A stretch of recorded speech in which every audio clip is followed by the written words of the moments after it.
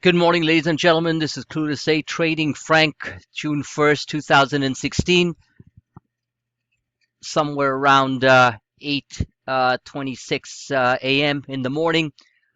Wanted to give you a quick but important update on the markets because everything that you do within the context of trading, whether it be intraday, intra-week, swing trading, whatever the case may be, we are all held hostage to what is happening behind us, which are primarily the E-mini S&P 500 index futures. We already know that real well. We have had some very tremendous days, including yesterday where the markets opened up on selected stocks, just ramped up huge. Managing your own trades, managing profits is something that I cannot help you with. You have to do it on your own. So when you see a Allergan up $4, $5, $6, $7 at one point, it's only logical that you take profits or take partial profits along the way. I am not a babysitting service. This is a service where traders are alerted to opportunistic moments on particular stocks.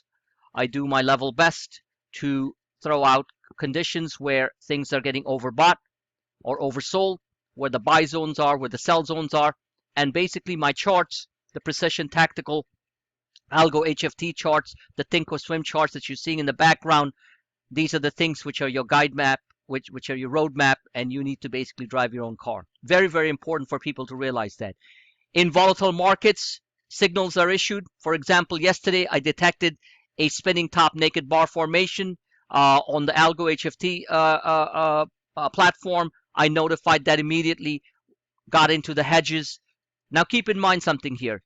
If you look up the word hedge in the English language dictionary, okay, a hedge is where you hedge something against some other core position. So if you have a core position on the long side, then the hedge has to be something that protects you on the downside just in case the markets have an intraday pullback. That's what a hedge is. People ask me if I'm completely out of things and I'm fully hedged. I don't take one-way sided bets that often, okay? Sometimes I do. So there are swing trades out there which are working fine. So why the heck should I get out of them completely and put in all my, for that particular day, all my tradable my trading capital or whatever portion that I'm using. And you have to be somewhat cognizant that in volatile markets, you don't want to use up all your trading capital in one go. So you have cash on the side to take advantage of things. So coming back to hedges, hedges are hedges. Now, whether you 10% hedge your portfolio or 20% hedge your portfolio, 30% hedge your portfolio is really not my concern or my business. So that's something you all have to be very cognizant about. I've dealt with this issue in the sense that people have asked me so many times, and it doesn't make any sense. It's up to you completely how much you want to hedge. The hedges that we put in place on the S&P puts yesterday yielded tremendous results, up more than 200% in certain cases. Now, along the way, and this is another very critical point that I've made over and over again, and it's only common sense. So hopefully we have some common sense left in this day and age. Common sense dictates that if you have profits, and I don't really know what size anyone's trading with, and I really don't want to know, because that is really none of my business. So if you have large profits and you feel comfortable with the profits, or you feel like you want to take some out because there's, whatever the case may be, you got to do it. Therein lies the term MYOT, manage your own trades. Okay? Very clear about this matter here, because what happens with volatile markets, which kind of shocked me yesterday, that even with some of the more active pro traders that we have in our group, or the ones at least who participate in the chat room, we have a lot of other members who don't have the time or the luxury to enter the chat room, but follow my trades and do very well. However, that I was shocked that not a single person took the S&P puts as a hedge. It was very clear off the naked bar spinning top, which is posted very clearly several times on the real-time Twitter feed, that not a single person hedged to any degree. In fact, didn't even do the S&P puts, at least when I asked the question. There were maybe a few people who did the UVXY. That's fine, but I'm talking about the options players.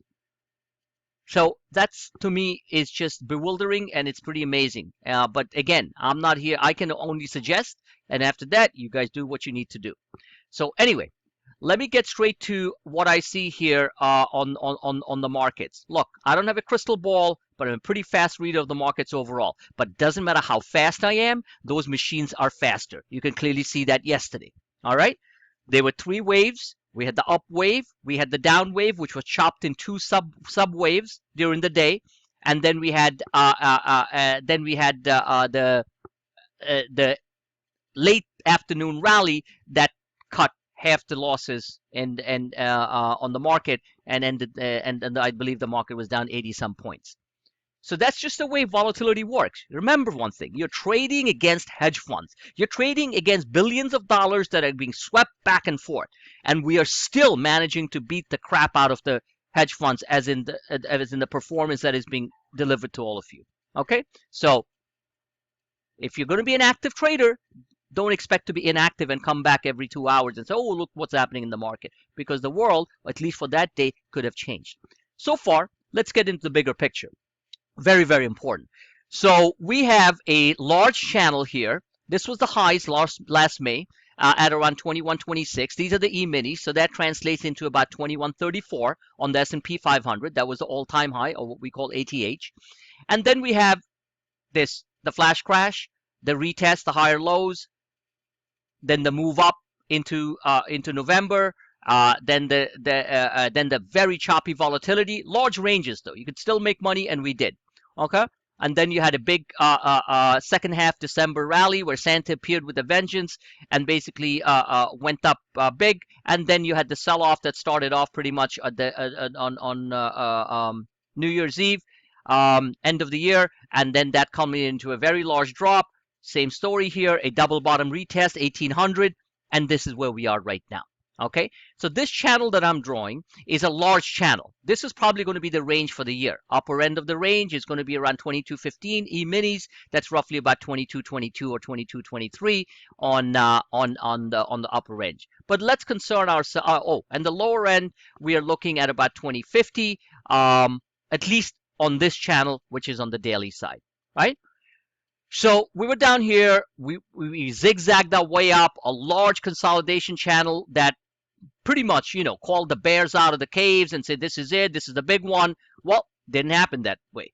Market broke out, and this is where we were. We got up to the upper end of the Darvas at 2103, upper end of the Bollinger still showing 2117 or 16, which translates into, or let's call it 2117, which translates into S&P. Add 6 or 7 points to it, the S&P number would be in that case 2124. So that would be the upper end of this Bollinger. Now, what happened underneath? Underneath the surface, we had a positive divergence, okay, as the consolidation was building here.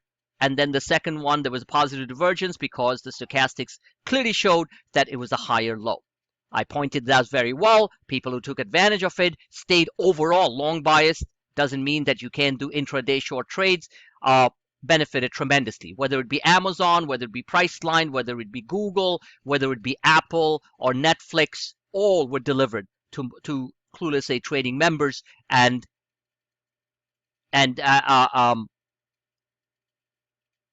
focused and disciplined members who basically are spending some time understanding the precious content and precision content that I'm delivering to help all of you benefited tremendously. Not to mention many other biotech stocks, not many, but a few select biotech stock that we did very well in, and we still have swing trades going on. So showing all this, what happened? What happened was we got overbought. You can see that. Okay, we got overbought. Once you get overbought, you're going to retrace. Now, does this mean that we're going to retrace all the way down here within it can happen. At least on the daily chart, it's showing that the market is on a swing down at this point. But if you go heavy short right away, I can assure you that on the shorter time frames, which would be the 1 hour and the 4 hour, you're going to get smashed. In other words, the swing daily short will work. But in the meantime, it'll deplete your capital because the shorter term moves will be some reflex bounces, which I'm going to show very quickly. All right. So saying all that, just because we get up here doesn't mean we're going to come down here. It will happen, but it's going to happen over a course of weeks. Therein lies my thesis that come the middle of, give or take a couple of days going into the middle of June, with Brexit referendum coming up in England, which is one of the biggest primary drivers of global forces right now, global markets concerns, I can assure you that you are going to see that pullback. All right. and which is healthy. And then we'll see what happens after that. So looking at the daily charts, this is the upper end of this is the sort of the yearly range we're talking about, right? It could be as low as 2,000, could be as high as 2,200. But let's see what's going on right now. So what we see here is a pattern symmetry. See that? Got that? That's a beautiful W pattern. What do you call it? Dragon bullish, which I showed. I said the possibility was there. A big fat candle here, which was the first sign. Like I said, we busted loose out of this consolidation channel and we carried forward on a minor bull flag. We hit the top of the range here, which would be right here at that 2106 level or so. And if you look at my previous post, if you look at my video cast, I said we would get to is about 2107 on the E-minis. That's roughly about, and that's exactly what we did. That's exactly what we did. The high for yesterday on the S&P 500, trying to see here. The high for yesterday before we got that spinning top was 2103.55. Okay, so once we got that, then we have this consolidation flag developing. Let me zone in. Now here is where that million-dollar question lies, and I don't have the answer yet. Is this simply a consolidation flag, which is going to basically one of those consolidation flag, and then a retest up here? That's a possibility. Okay. Is it something like this? And this is where technical analysis, you got to respect what the markets are doing. You can't just always make up your own mind and say, okay, this is exactly what it's going to do, because we don't know what it's going to do. Okay. And neither do the machines in many cases. So this is the consolidation. The lower end of the consolidation is somewhere in that 2077, 2076 E-minis, which translates into, like I said yesterday, around 2080 S&P 500. If we break the 34, I repeat, if we break the 34 and the 50, that's around 2070 S&P. Write this down somewhere. If we break 2070 S&P, you're going to see a waterfall decline straight down to the bottom of the channel towards 2050.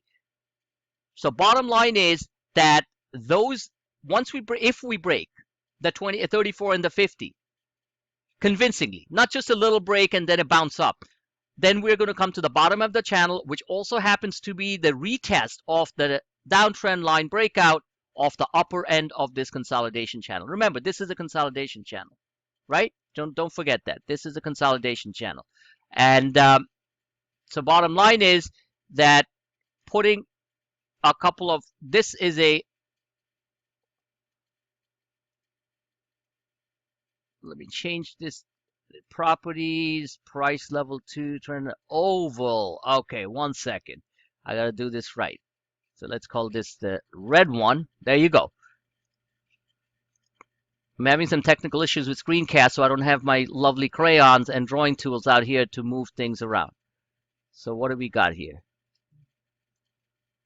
Okay, so this level here, extremely critical. All right, so because once we break that, the pattern changes. It's no longer a dragon bullish pattern with a minor consolidation bull flag, which is a 60% possibility that we pull back a bit today. Remember, Red Wednesday, and then we pull up hard into the end of the week. Now, why do I think that's a possibility? I think it's a possibility because the first 5 trading days of a new month, regardless of what month it is generally when the pension fund and the mutual fund managers allocate billions of dollars of capital in the market. Doesn't mean they're going to blanket buy in the market, but they're going to basically buy things that they like. Amazons, the Googles, the favorite stocks that they, things that they feel have potential going into the latter part of the month. So they go in there and they place their bets. All right. And also on the biotech side, I think some of the ones they're going to place their bets on are things like Allergan, things like Celgene, things like that, which are still way down from their highs. And one of the reasons why I like the biotech sector and selected plays in there, because there are a lot of depressed situations that we can take advantage of where we at least know what the lower end is. Okay, or at least we think we know. Bottom line is, so this is it. In the meantime, this consolidation channel is now being drawn. Pre-market, I believe we're down about 7-8 S&P points. Nothing big yet. If we break this, then we're going to drop really hard. In the meantime, I guide people intraday. Listen to what I say. Do what you need to do. Thank you for listening.